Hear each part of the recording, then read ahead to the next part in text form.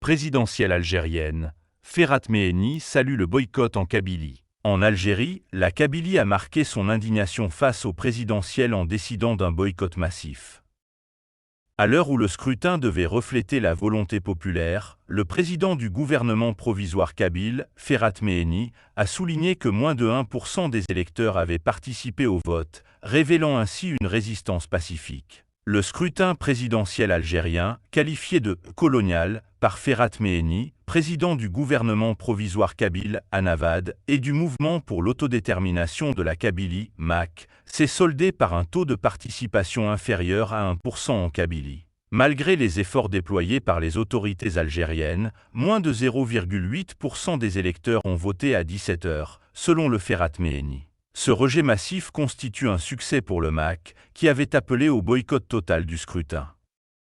M. Meheni a salué cet acte de résistance pacifique et historique, félicitant le peuple kabyle pour sa détermination et son unité en faveur de l'autodétermination. Il a souligné que cette action renforce l'avis juridique rendu par 2 cabinets d'avocats londoniens le 4 septembre 2024, légitimant la cause kabyle. En dépit de ces chiffres, les autorités algériennes n'ont pas exclu la possibilité de manipulations électorales, envisageant, selon M. Meheni, le bourrage des urnes pour gonfler artificiellement le taux de participation en fin de journée. On ne peut pas décemment passer entre 17h et 18h, heure de Vgueyé, Béjaïa, de 0,8% de participation à un résultat à 2 chiffres, a-t-il précisé. Le matin du scrutin, de nombreux bureaux de vote apparaissaient presque désertés.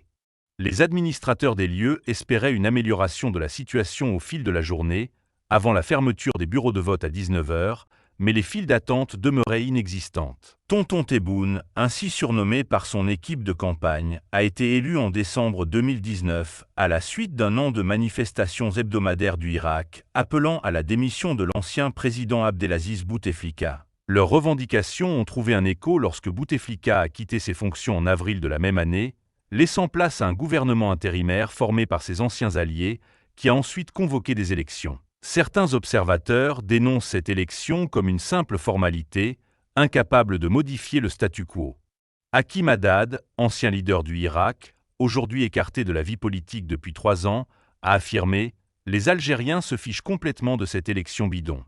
La crise politique persistera tant que le régime restera en place. » Au total, 26 candidats avaient soumis leurs documents préliminaires pour se présenter à cette élection, mais seuls 2 d'entre eux ont finalement été retenus pour défier le président Tebboune.